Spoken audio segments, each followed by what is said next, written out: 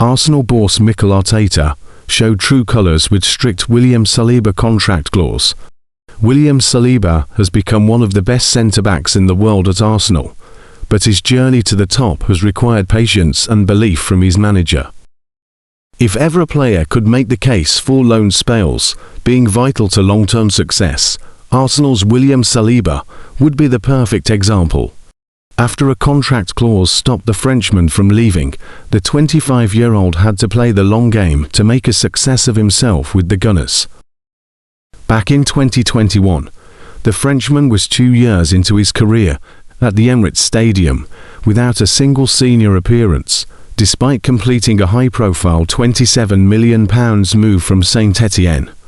Critics seized upon this as evidence that Arteta didn't fancy Saliba, but that wasn't the reality.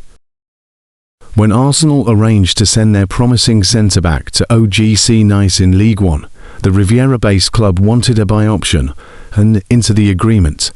Arsenal firmly refused to entertain the idea, insisting a straightforward loan was the only way a deal would happen. Predictably, no buy option featured in Saliba's loan contract. It may not have been apparent at the time, but Arteta's insistence on excluding any such clause demonstrated he had a long-term vision for Saliba at Arsenal. First, he dispatched him back to Saint-Étienne for a first-team experience, then to Nice to build confidence, and finally, a Premier League loan to prove he was ready for the top level. A disgruntled Saliba rejected approaches from Crystal Palace and Newcastle, demanding a third loan spell in France with Marseille. He repaid that faith by earning a place in the League One Team of the Year for the 2021-22 season. Arsenal didn't even tell me to come back during pre-season. They told me to find a club on loan, he told France Football. Arsenal wanted me to go to Newcastle or Crystal Palace, but I didn't want to. I remember that summer. It was either Lille or Marseille. I was very close to going to Lille, but there was a financial problem. Arteta had previously demonstrated a ruthless streak, forcing out Mesut Ozil and Pierre-Emerick Aubameyang, stripping Granit Xhaka of the captaincy and cutting ties with Matteo Guendouzi. Yet with Saliba, there was a certain delicacy at play, carefully biding his time before unleashing him upon the world as a fully fledged Arsenal player. At the time, Arteta felt the COVID pandemic had hampered Saliba's progression. Despite the centre-back's evident frustration and being sent out on yet another temporary spell away from the club, the Spaniard outlined his reasoning for doing so once more.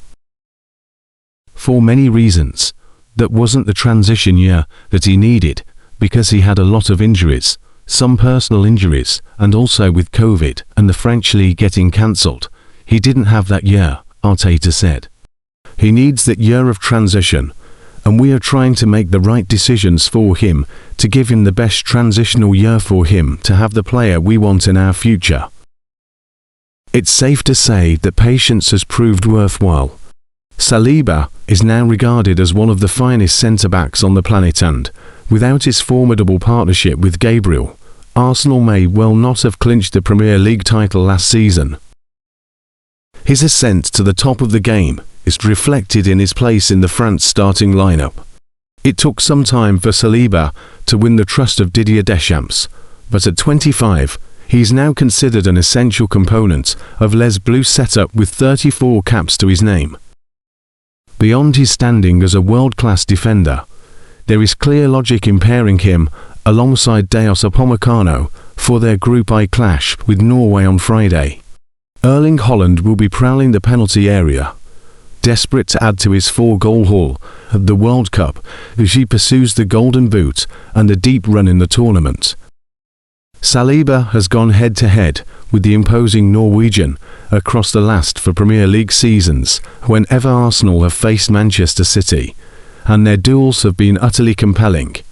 Now Haaland is being supplied by his Arsenal teammate Martinodegaard, and Saliba will be determined to get the better of them both. Deschamps will be counting on Saliba channeling that personal rivalry, even if it burns less fiercely than Gabriel's, to keep Holland quiet and protect the 2018 world champions. Securing top spot in Group 1 would place them on a far more favourable route through this World Cup, and a draw would be enough to guarantee it. Half a decade ago, Saliba was merely one of many players at Arsenal and barely registered on France's radar whatsoever. Now, he's the player both sides turn to when it matters most, and Arteta can take considerable credit for playing a pivotal role in shaping that transformation.